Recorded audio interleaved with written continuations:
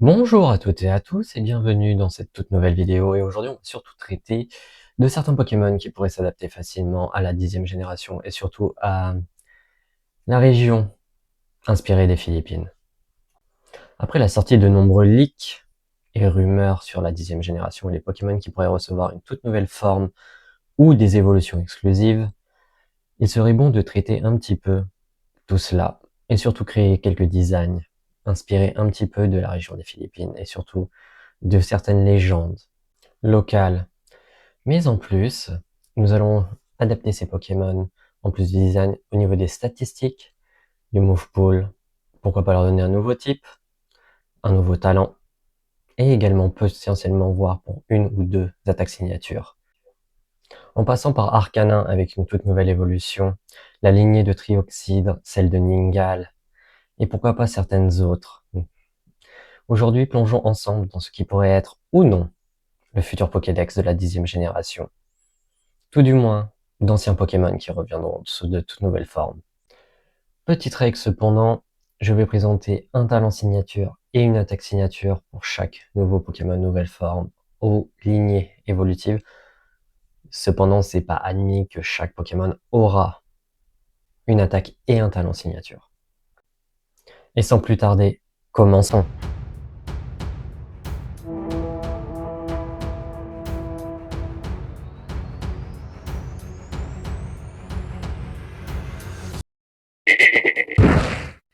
On va commencer avec Tritox. Tritox Pokémon de type Feu-Poison, avec des statistiques de premier stade d'évolution, talent Corrosion et Béné, un move pool principal assez classique. Les femelles évoluent en Malamandre, mais que se passe-t-il si dans Pokémon Vent et Vague, les mâles évoluent également? Alors je vous présente Varandrak, Pokémon de type Poison-Dragon. Sa description dit: lorsqu'il recouvre son territoire d'un venin capable de dissoudre la roche volcanique, ses rugissements graves font immédiatement fuir les groupes de Tritox. Avec des statistiques pour un total de 520, une attaque de 110, une attaque spéciale de 95 et une vitesse de 95, il peut être un Pokémon offensif, mais pas non plus exceptionnel. Il a pour talent Corrosion et Point Poison, et un talent unique, Venin Draconique, qui dit que les attaques dragons ont 20% de chance d'empoisonner gravement. En plus, je lui ai mis une attaque signature, Souffle Corrosif de type Poison spécial, d'une puissance de 90 et d'une précision de 100, qui peut empoisonner les types Acier et Poison. En plus de son move pool, il obtient les classiques attaques Dragon, Draco-Griffe, Draco-Choc, Draco-Météore et Danse Draco. Et en coverage, il aurait Lance-Flamme, Séisme, Mâchouille et Machination. Passons maintenant à Onyx. Contrairement à sa forme de base, celui-ci devient de type roche et feu. Sa description de Pokédex dit: son corps se compose de basalte encore chaud. En creusant sous les volcans, il ouvre les tunnels qui permettent à la pression du magma de s'échapper. Au niveau statistique, contrairement à son cousin de Kanto, il possède moins de défense, un peu plus d'attaque, moins de vitesse et un peu plus de défense spéciale et d'attaque spéciale. Il conserve le talent fermeté, obtient corps ardent, obtient move pool basé sur le type feu, le type roche, et a pour couverture Piétisol, Tunnel, Dracoqueue et Polyroche. Et tout comme son cousin de Kanto, il obtient une évolution en Stylix grâce à la peau métal. Stylix de type feu, acier. La description du Pokédex dit: la pression volcanique a transformé son corps en un alliage noir presque indestructible. Du magma circule entre ses plaques, comme du sang. Et tout comme son cousin de Kanto, il obtient une légère différence de statistiques. Son attaque se voit augmenter à 105, tandis que sa défense diminue de 100 à 180. Il obtient une baisse en attaque spéciale et une augmentation en défense spéciale, toujours pour un total de 110. Ses talents sont fermeté et corps ardent, mais en plus il obtient un talent signature roche magmatique, qui dit que les attaques de contact ont 30% de chance de brûler leur utilisateur. Il obtient également une attaque signature, fracture volcanique, de type feu, physique, d'une puissance de 100 et d'une précision de 90, qui pose des pièges de roc après les dégâts et peut brûler. Son mot pool principal est composé d'attaques de type acier, de type feu, mais a aussi pour couverture séisme, lame de roc, malédiction, mur de fer.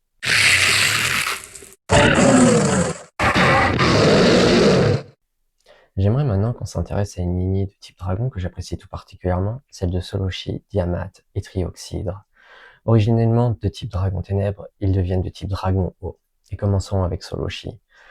Sa description dit « Aveugle à la lumière du jour, il se repère grâce aux vibrations des vagues. Il mord tout objet brillant qu'il prend pour un fragment de lune. » Ses statistiques restent inchangées comparées à sa forme de base.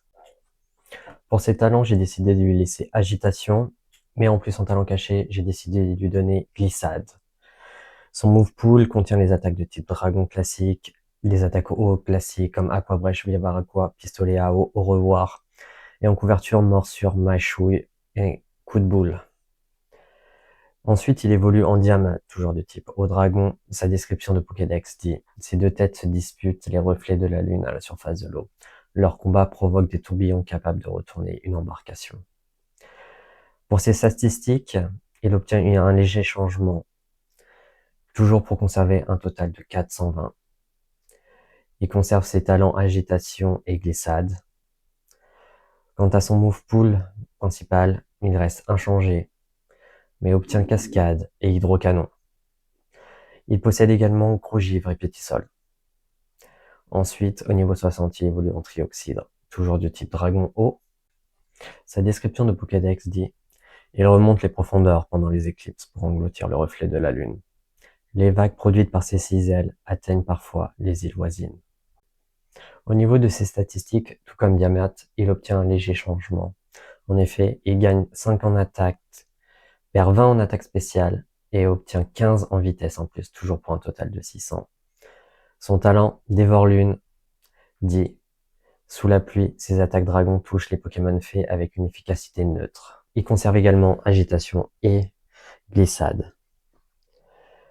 Pour son move pool, il reste exactement le même que pour Diamat et Soloshi. Cependant, il obtient une attaque signature Éclipse abyssale de type dragon spécial d'une puissance de 100 et d'une précision de 95 qui déclenche la pluie. Si elle est déjà active, diminue l'attaque spéciale de la cible. Passons maintenant à un Pokémon que j'apprécie tout particulièrement, Coraillon. Et à l'instar de Coraillon de Galar et Coraillon, j'ai décidé de lui donner une nouvelle forme. Ici, Coraillon prend le type eau plante, et sa description de Pokédex dit « Des centaines de petits organismes vivent entre ses branches. Lorsque l'eau est suffisamment pure, son corps prend les couleurs visibles depuis la surface. » Au niveau de ses statistiques, il conserve la même base de PV, son attaque est réduite, sa défense reste la même. Son attaque spéciale également, mais sa défense spéciale augmente, tandis que sa vitesse diminue légèrement. Quant à ses talents, il obtient Médic Nature et Régé Force, et un talent signature, Récit Vivant, qui dit que lorsqu'une attaque reçue par Coraillon, il se voit alors soigné de 25% de ses PV et déclenche le champ herbu. Son move pool, basé sur les attaques de type eau et plante, et obtient en couverture et soutien pouvoir lunaire, rayon gemme, soin, abri. Il obtient également une évolution, Coralliance, toujours de type eau plante. Sa description du Pokédex dit « Il constitue à lui seul un récif mobile. Les Pokémon blessés trouvent refuge dans ses branches jusqu'à leur guérison complète. Ses statistiques, pour un total de 510, voient sa défense et sa défense spéciale augmenter. Il conserve également une attaque spéciale utilisable, mais à une vitesse réduite. Il conserve les mêmes talents, c'est-à-dire Médic Nature, Régé Force et Récit Vivant. Obtient une attaque signature, Renaissance Corallienne, une attaque de type plante, Statue, qui soigne 50% de ses PV, retire les pièges et soigne les statues sous le champ herbu.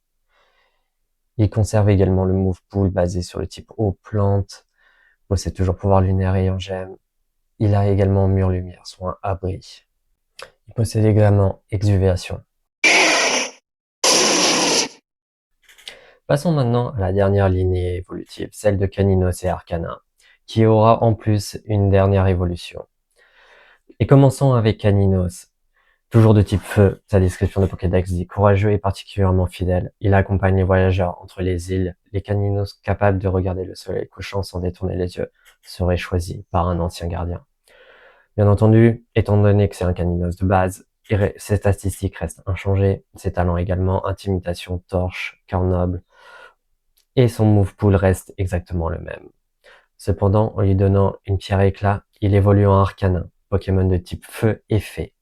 Sa description du Pokédex dit « Il protège les villages côtiers en repoussant les Pokémon attirés par les tempêtes. Sa crinière s'illumine au coucher du soleil et dessine une route dorée sur l'océan. » Ses statistiques restent également les mêmes, et ses talents Intimidation et Torche restent. Cependant, il obtient un nouveau talent signature, Gardien solaire, qui déclenche le soleil pendant 5 tours et empêche les alliés d'être apeurés. Son Moonpool se voit doté également des capacités de type fée, câlinerie, éclat magique, pouvoir lunaire, champ brumeux. Et en soutien, il obtient toujours vitesse extrême, close combat, mâchouille, psychocro, éclair fou et hâte. Et lorsqu'il apprend pouvoir lunaire, il évolue en Arimaonga, Pokémon de type feu-fée. Sa description du Pokédex dit « Les récits Maranao décrivent Arimaonga comme un félin céleste capable de dévorer la lumière de la lune. Lorsqu'une éclipse commence, sa crinière prend la couleur du soleil couchant. » Alors voici ses statistiques pour un total de 620 avec une attaque et une vitesse plutôt correcte, même très bonne, une attaque spéciale totalement utilisable et un bulk moyen. Voici ses talents: intimidation, torche et gardien solaire toujours, avec une attaque signature éclipse ardente de type fée, physique, puissance 100, précision 100, qui dit que sous le soleil, il utilise les avantages offensifs des types feu et fée, c'est-à-dire super efficace, puis dissipe le soleil. Il conserve également le même move pool avec les attaques de type feu, de type fée, vitesse extrême, close combat, psychochrome, machou, séisme, aura sphère, zénith, plénitude. Et voici du coup pour cette vidéo. J'espère qu'elle vous aura plu. Je me suis amusé à créer ces différentes nouvelles lignées évolutives, formes régionales. Et si vous avez des Pokémon ou des lignées évolutives que vous aimeriez traiter ou voir changer, n'hésitez pas à le dire en commentaire, c'est fait pour ça. N'hésitez pas également à liker, commenter et partager cette vidéo. Surtout, abonnez-vous pour ne rien rater. Et j'ai encore quelques formes, lignées évolutives en stock. Alors n'hésitez pas si vous voulez une seconde partie. Et vous, quel Pokémon aimeriez-vous voir dans la future 10e génération? Et sur ce, on se voit bientôt pour une prochaine vidéo. Bye bye.